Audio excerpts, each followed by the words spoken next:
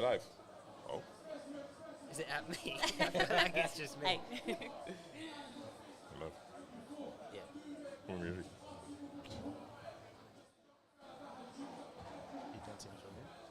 No, intro. You do it. Good afternoon, guys. Welcome. We're on the morning show, powered by the Sound Bank, and today we're down at the Digital Creators Music Seminar in Pop Brixton. Whoop, I'm whoop, Mikey whoop, Ray, whoop. and this is. Carlito. And today we have our lovely guests.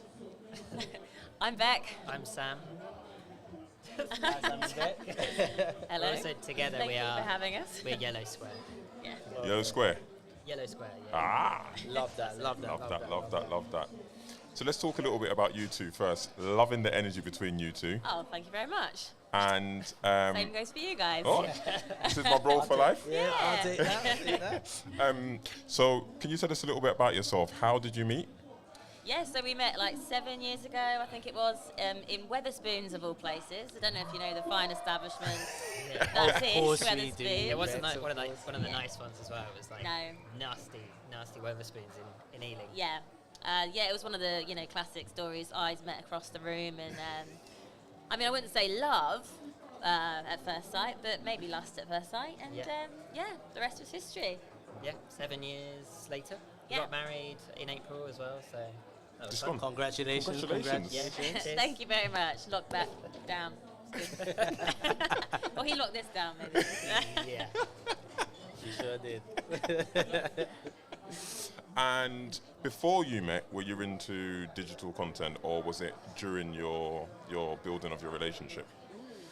Yeah, I don't know. I mean, it's weird because we were both at an early age, maybe mid-teens. We were roping our friends in to do like sketch comedy and stuff like that.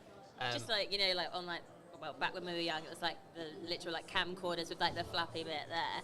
Yeah. So it was You were kind a bit older, so I don't know. Oh. I had Shade. Yeah. We had. What did you camera phone. have? I had a camera phone. Oh, okay. Like Sony Ericsson. Wow. Or something. Make me Don't feel worry, old. Bets. No, I remember the flip. And Thank you could flip the you. screen and look on the other side. That was before selfies. Don't worry, I got Exactly. you. Get the Yeah. tape out. I don't know. Yeah, so it was a bit of that for both of us, like just when we were younger, but only at school, like, in a bit of like drama and stuff. And I liked writing, I did that at uni and everything. But in terms Yeah. of like actually putting content online and like doing comedy, that was really started when we were Yeah. together. It was originally like YouTube. We'd get like 20 views. All of them was like my parents probably Yeah. watching it 20 times. Yeah, and like Um, putting it on Facebook and like, just like friends and family to see. And it did seem to do quite well, amongst our nans. So, that was enough confidence we needed to like really Yeah. make the push. Then we took to TikTok in like 2020. Yeah. I think my sister Emily was Shout like, out. yeah, shout out. Shout out, Emily. Shout out, Emily. Yeah, she was like, you're doing similar stuff that's going on to TikTok when it was just starting to come up. And she was like, yeah, get your stuff on there. Yeah, we were like, we're too old for that. Yeah, But still, no. still too old for it, but yeah. Do you know, it's really funny saying that. Like, I think the expected age, as for the audience for TikTok, I think we expect it to be a lot lower than what it actually is.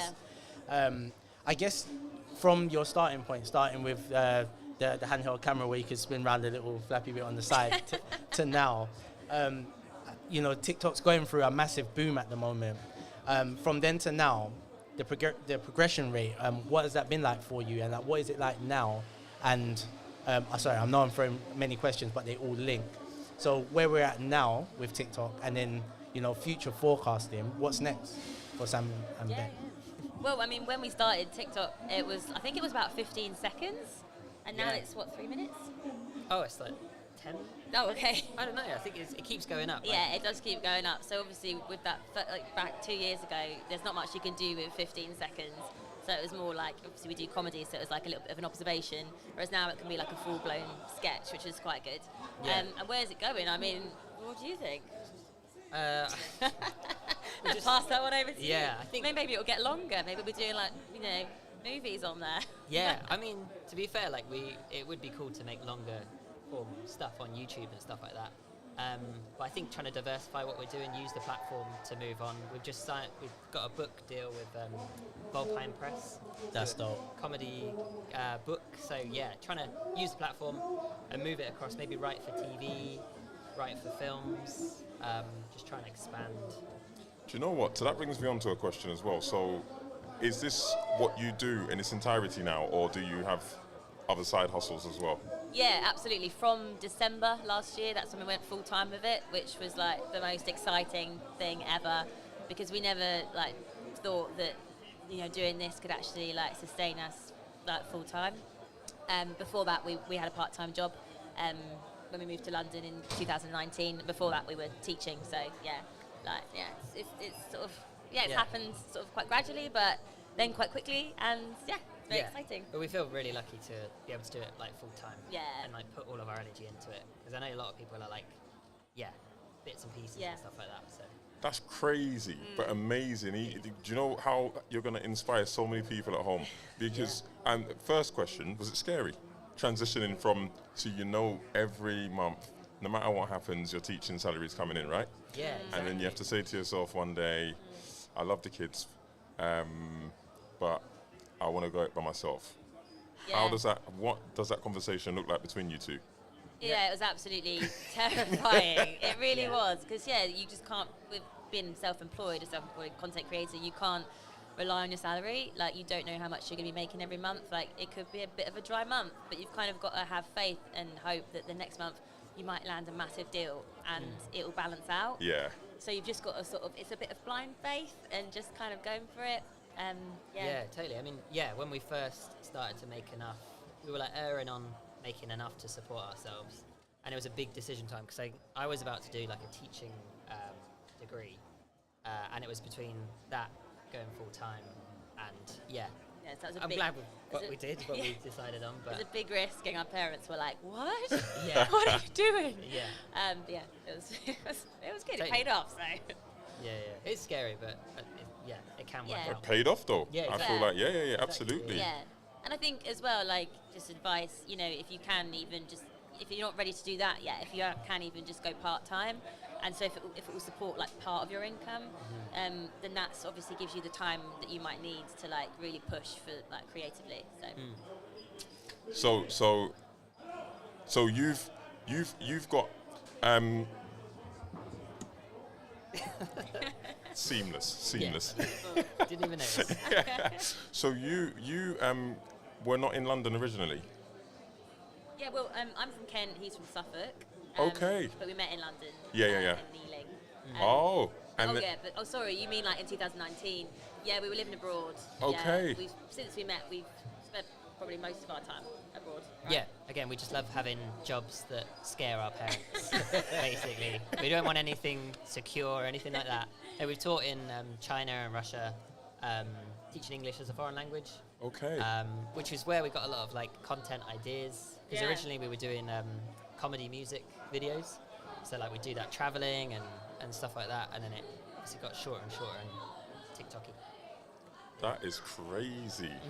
And then I'm guessing, did you pick up a bit of the lingo when you were out in these? Yeah, a little bit, yeah. A little bit. But mostly from Germany, but it's just weird because we were there for Austria. We did like a ski season, even though we'd never skied before, which was hilarious. Seeing Sam fall over every 5 minutes was the best part of that.